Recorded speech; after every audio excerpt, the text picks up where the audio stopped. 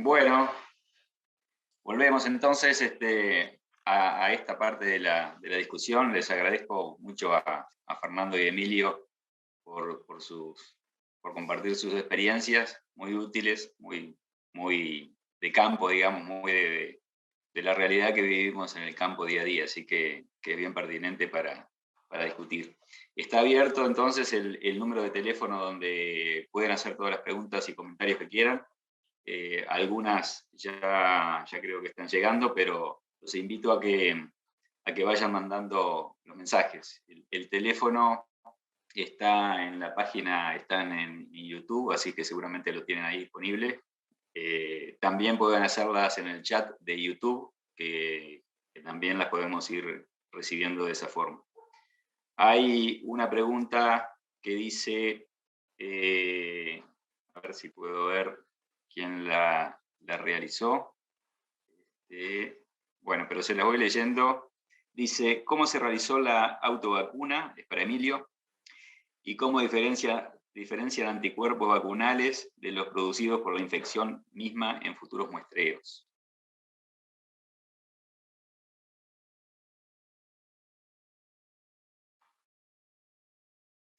¿Está silenciado, Emilio? Ahora sí, ahora sí.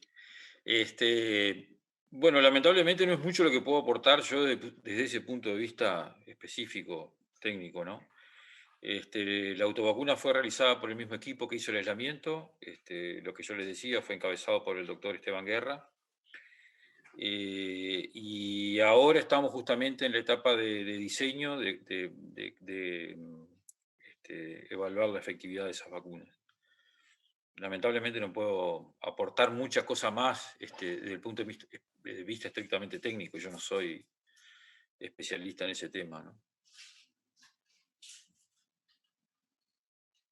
Bueno, eso es una buena pregunta igual, porque es un comentario que quería hacer para acompañar tu charla, Emilio, que justamente lo que necesitamos es más investigación y desarrollo, tanto a nivel de la ciencia más básica, para comprender mejor esta problemática, como también de la ciencia más aplicada a la farmacéutica y a los biológicos, para tratar de mejorar, con la información que hoy tenemos, ya mejorar entonces la aproximación a controlar el problema. Entonces, sí, es interesante profundizar en esto. Seguramente en otra instancia podamos abordarlo de esa manera. Hay otra pregunta que ya es para Fernando, que tiene que ver con las muertes embrionarias del celular que termina en 311. No tengo el nombre de la persona acá, pero bueno. Dice, buenas tardes, mi consulta es sobre pérdidas embrionarias. Si los predios tenían buen control sanitario, asumiendo que los animales presentaron buena condición corporal al momento del servicio, ¿a qué atribuyen las pérdidas? Bueno, supongo que se refiere a lo de la última diapositiva, que es el trabajo de investigación que se hizo, un seguimiento de varios predios en la zona, para justamente investigar un poquito más el tema de la mortalidad embrionaria. Respecto a ese tema, lo primero que voy a decir es que realmente creo que hay muy poca investigación sobre este tema de la mortalidad embrionaria. O sea que en general la mayor parte de las pérdidas se producen en este periodo embrionario, fetal temprano, y tenemos poca información. En este caso en particular, nosotros, digamos, estos periodos se le hizo obviamente todo el seguimiento sanitario, raspaje de los toros, la parte de estudio de BBD y BR, todo lo tradicional en cuanto a la parte de enfermedades reproductivas. Y por lo menos en la zona de acá de 33 no se encontró ninguna evidencia de que alguna de estas afecciones o enfermedades explicara de alguna manera las mortalidades embrionarias. Básicamente, nosotros creemos que existen otros factores que pueden explicar o que podrían explicar estas pérdidas. Nos quedó la idea, no quise obviamente mostrar esa información porque si no se nos iba a hacer muy largo y no era el objetivo, de que, por ejemplo, los factores climáticos, sobre todo en febrero, porque ahí se calculó también el índice de confort térmico de los animales, y ese periodo medio coincide con bastante, digamos, hay una coincidencia temporal, por decirlo así, entre las pérdidas embrionarias, la mayor cantidad de pérdidas embrionarias que se producen en el mes de febrero y o enero y febrero, en ese periodo ahí, con el índice de confort térmico. O sea, como que, y eso está, digamos, un poco demostrado en varias partes, o demostrado, o se cree que es uno de los factores que puede causar mortalidad embrionaria temprana. Ese puede ser uno de los factores. Digamos, nosotros creemos que pueden existir otros factores ambientales, y además lo que ahí proponía también, de que seguramente, como todos sabemos, en la fase embrionaria temprana, la mayoría de los embriones que tienen malformaciones o anomalías congénitas o cromosómicas o genéticas, mueren en esa fase. Digamos, un mecanismo de protección que tiene la especie, todas las especies, de eliminar los embriones de mala calidad, por decirlo así, genética, y que eso también puede estar, digamos, por eso es lo que decía, que las mortalidades, las malformaciones congénitas que aparecen, que son, lo decimos así nosotros, el último muerto de una epidemia que comienza en la fase embrionaria, probablemente haya factores genéticos ahí involucrados en esas pérdidas embrionarias tempranas, y ahí lo que hablamos un poco del uso de razas puras, ¿no? O sea, creo que existen otros factores, que hay otros factores, además de las posibles enfermedades venéreas y otras afecciones infecciosas que puedan estar causando esa problemática. Sí, muy bien. No, para agregar también, Fernando, es que al público sobre todo al que hace la consulta, es que las pérdidas embrionarias y en particular el mantenimiento de la gestación depende de muchos factores, más allá de las causas infecciosas y más allá de las causas genéticas que se refería Fernando, también hay causas que tienen que ver con el embrión que se está formando y con la vaca, la fisiología del animal que permita mantener esa gestación, más allá de una patología concreta que pueda tener. Entonces, a veces hay fallas desde el embrión que no necesariamente están vinculadas a problemas genéticos, sino que son problemas más bien de implantación o de establecimiento de la gestación, que se expresan más tarde y pueden llegar de repente a mantener una gestación hasta el mes, hasta que uno la detecta, o hasta los 40 o 50 días, y después termina muriendo ese embrión. Entonces hay bastante ahí para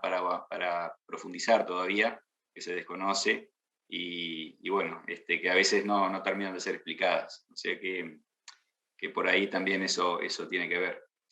¿Hay ya alguna pregunta más? Hay una que tiene que ver, dice ADBB y IBR. Dice, con respecto a ADBB y IBR, ¿qué dan pérdidas embrionarias? ¿Cómo se considera eso con respecto a la exposición de los ganados de continuo?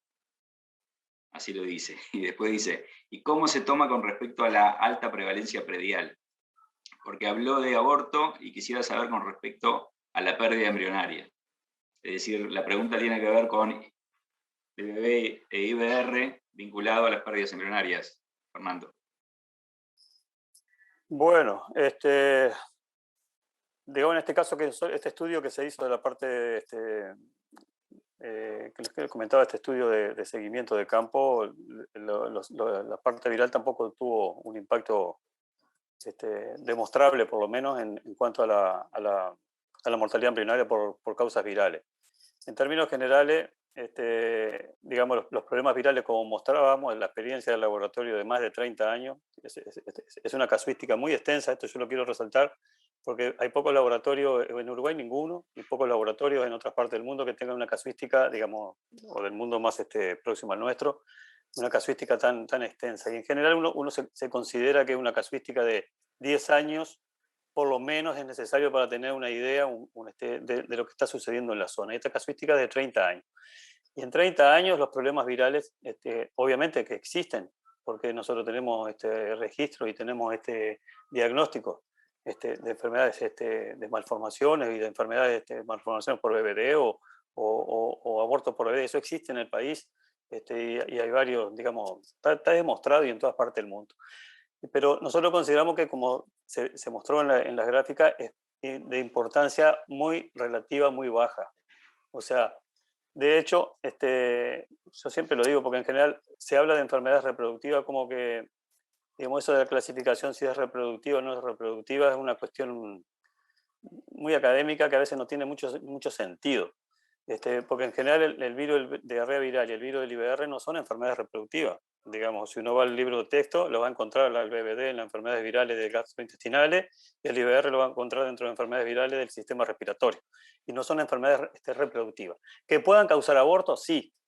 O sea, como problemas reproductivos, sí, pueden causar aborto, como muchas otras enfermedades causan aborto. De hecho, si ustedes se fijan después en la presentación, la tristeza parasitaria, que no es una enfermedad reproductiva, no la consideramos así, causa más aborto y más pérdidas reproductivas que el virus del IBR y el BVD.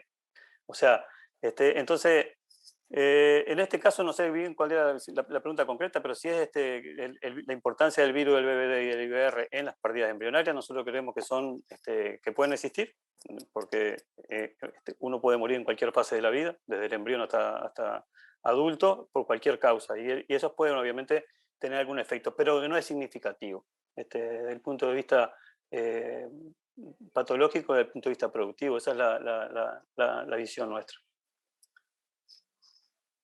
Bueno, gracias Fernando. Hay otra pregunta que dice: muy buenas exposiciones. En cuanto al diagnóstico de virosis bajo, ¿puede deberse al momento de la muestra que el aborto ocurre tiempo después de la expulsión? Creo que acá debe ser tiempo después de la infección. Me imagino que será la pregunta. ¿Cómo es, perdón? Dice: en cuanto al diagnóstico de virosis bajo, ¿puede deberse al momento de la muestra que el aborto ocurre tiempo después de la expulsión? Eso es lo que dice. Sí, no, bueno, no sé bien exactamente concretamente la pregunta, pero en realidad los diagnósticos de aborto, nosotros mostramos ahí los resultados con diagnóstico final confirmado. Eso es cuando nosotros le decimos que está confirmado porque tiene todas las fases del diagnóstico cumplidas y se ha identificado tanto la lesión como el agente etiológico y es prácticamente, no 100% porque no existe en la vida un 100%, pero es un porcentaje altísimo, muy seguro del diagnóstico. Pero en los problemas de aborto, tienen el problema, y no es solo en Uruguay, sino en todas partes del mundo. En Uruguay puede ser un poquito más grave, me parece que no, de que gran parte, digamos, el material que llega al laboratorio, por ejemplo, los fetos, que es el animal que muere, es el feto, no es la madre, en general llegan en malas condiciones de conservación, de preservación, porque el animal, por definición, un aborto es una muerte intrauterina, el animal, el feto muere dentro del útero. La vaca no lo expulsa enseguida, normalmente a veces pasa 24 horas o 48 horas, y el animal está muerto, digamos, el cadáver está muerto a 38, 39 grados de temperatura o más dentro del útero. Entonces, cuando lo expulsa ya con autólisis avanzado y a veces en grado de putrefacción.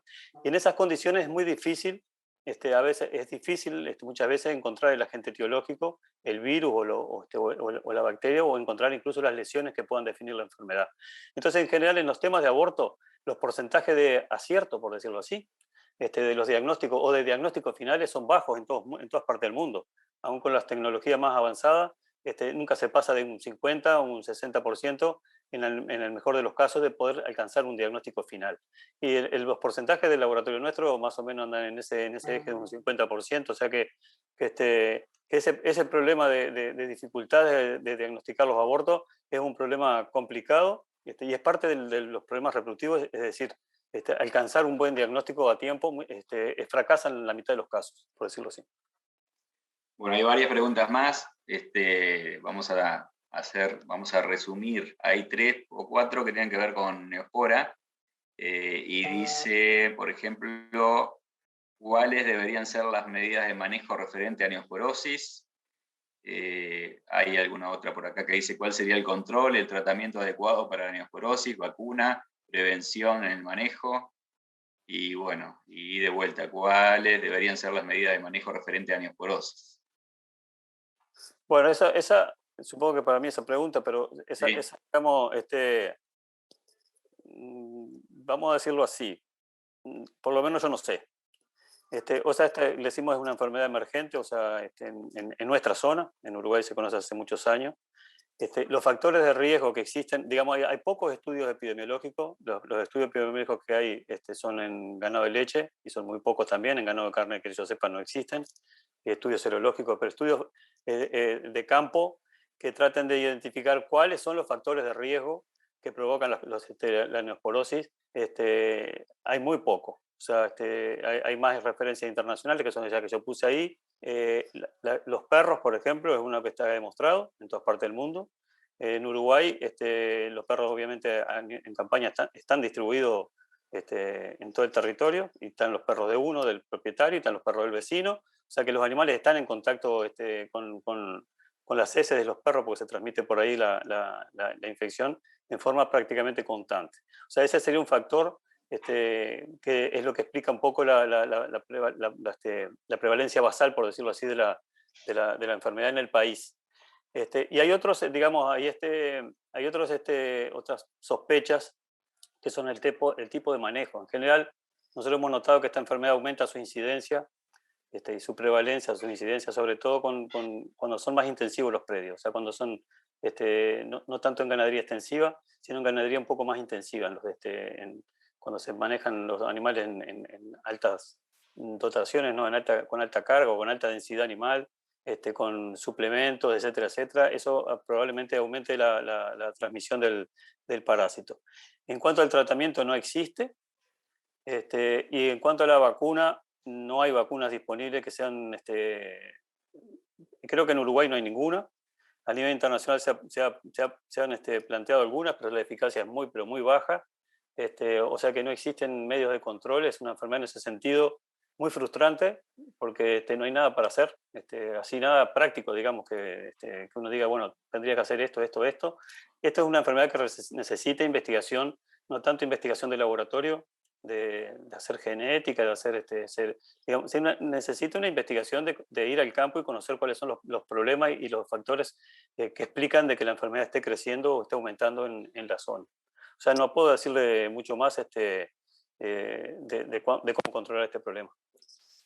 Hay varias más, pero algunas que tienen que ver, por ejemplo, con Campylobacter. Hay dos en particular, están ahí en YouTube. Una dice, con respecto a Campylobacter, acá atribuyen casos de rodeo con toros positivos o portadores comprobados por raspaje y buenos porcentajes de preñez. Y asociado a esa, dice, Pablo Mariño pregunta, ¿seguimos raspando los toros? Si la respuesta es sí, ¿qué técnica usaríamos para Dutra? Bueno, si se siguen raspando los toros, digo, obviamente que cuando uno va a hacer un manejo reproductivo confiable o sanitario de buena calidad, obviamente siempre es bueno decir, bueno, los toros no son portadores, se los puede usar con seguridad, etcétera, etcétera. En cuanto al método de diagnóstico del Campylobacter, ya lo he dicho durante ya décadas, ¿no? Porque, bastantes años, el método más confiable para las condiciones de Uruguay es el aislamiento.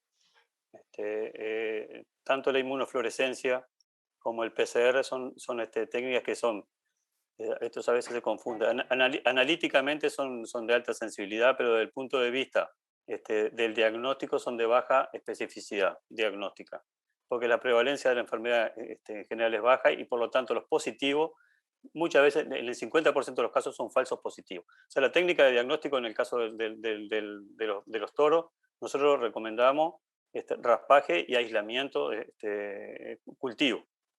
No hacemos otra técnica antes que esa. Esa para nosotros es la técnica más fiable de decir si el toro es positivo o negativo. Si uno quiere simplemente, porque esto es un tema, es otro tema, el tema de decir, bueno, nosotros queremos asegurarnos de que los toros sean negativos. Bueno, en ese caso se puede usar la inmunofluorescencia, porque es una técnica de alta sensibilidad pero de baja especificidad, pero le van a dar muchos toros positivos. Eso, digo, una cantidad de toros van a ser positivos y si le repite la muestra le van a dar más toros positivos y si le repite, eso lo hicimos hace unos años, nos pasó aquí, se hace la primera raspaje, le da el 20% de los toros, le hace el segundo ropaje, se eliminan esos toros, se hace el segundo raspaje, da otro 20 y se hace otro, el tercero 20 y cuando quiera acordar, ¿qué pasa con esas técnicas que son de baja especificidad? Si sigue haciendo raspaje termina eliminando todos los toros. O sea, no tiene ningún sentido. Por lo tanto, la recomendación nuestra, no sé si queda claro, es raspaje. Si se quiere hacer el raspaje y controlar que los toros sean negativos o que sean seguros, es raspaje y aislamiento. Y otra cosa,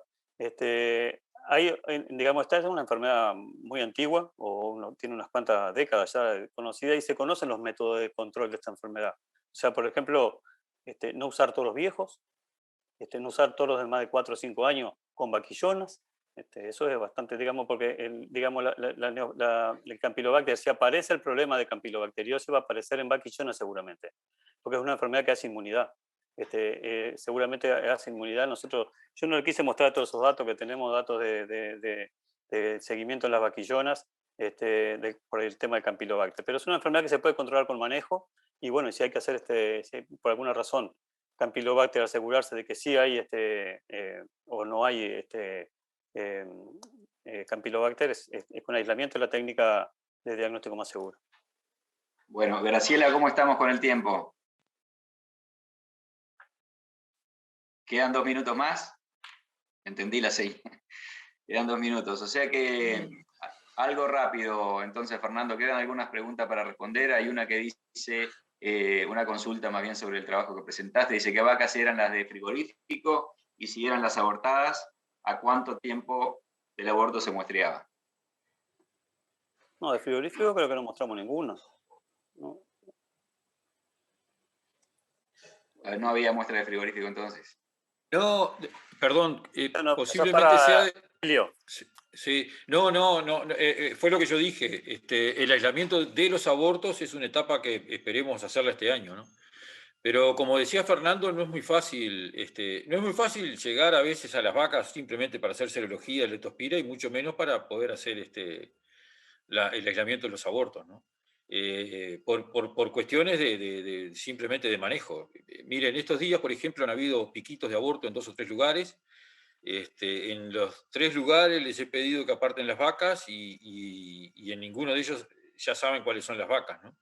Entonces vieron los abortos, pero no identificaron las vacas, no las apartaron, y ahora ya se hace imposible rastrearlas. Y en este caso no, eran las tropas que iban, que eran vacas, sí, pero vacas de invernada, y sobre eso se hicieron las muestras. Bueno. La etapa de poder identificar la presencia en el aborto fue lo que yo dije, hace falta, y poder relacionar directamente esas variedades. También hace falta seguir aislando y ver si hay otras variedades más presentes. Lo mismo que la etapa de la vacuna. Yo creo que recién el año que viene, o quizás, si todo rueda bien, o quizás dentro de 2 años, se pueda estar hablando de algo mucho más firme en esto, ¿no? Bueno, muy bien, queda alguna pregunta más, pero vamos a ser puntuales. Les agradecemos mucho a los que hacen las preguntas y los colegas que le dan dinamismo al evento. Con respecto a lo que venías diciendo, Emilio, sí, hay más o menos los que estamos en este tema, conocemos el trabajo que se viene realizando en el Instituto Pasteur, en conjunto con varias instituciones más, con el INIA, con la Plataforma de Salud Animal, en particular con la UMPE, con la unidad mixta entre Pasteur y INIA, que justamente Leticia Sarantonelli es la que conduce un poco estos trabajos y la que ha publicado junto con todo ese equipo y toda la gente que ha participado, donde Fernando Dutra también participó, el de ILAVE de Paysandú y Montevideo también, Instituto de Higiene, no me quiero olvidar de ninguno, la Universidad de la República, pero están todos involucrados y son los que han generado este trabajo que salió en una revista de muy buen prestigio, y justamente aislando una buena cantidad de serobares importantes, cerca de 40 creo que eran, y que, bueno, quiero decir que hay gente que sabe cómo abordar estas temáticas, y se está haciendo todo el esfuerzo a nivel interinstitucional. Entonces creo que eso también de alguna forma respalda todos estos esfuerzos que está mostrando Emilio y bueno, la información que mostraba Fernando también. Así que bueno, es como un puntapié inicial en este evento que hace Graciela, empezar a hablar de estas cosas, así que muchas gracias, Graciela, por la idea, y bueno, gracias por el espacio para estas charlas.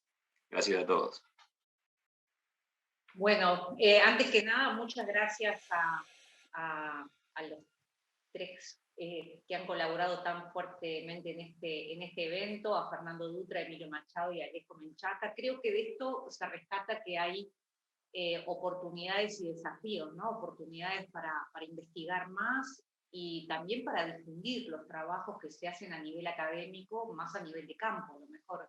Entonces conversábamos antes de salir en cámara, que estaría muy bueno, y nuestra idea es poder hacer más de un evento tocando todos los temas de pérdidas, o sea que seguramente les vamos a volver a convocar.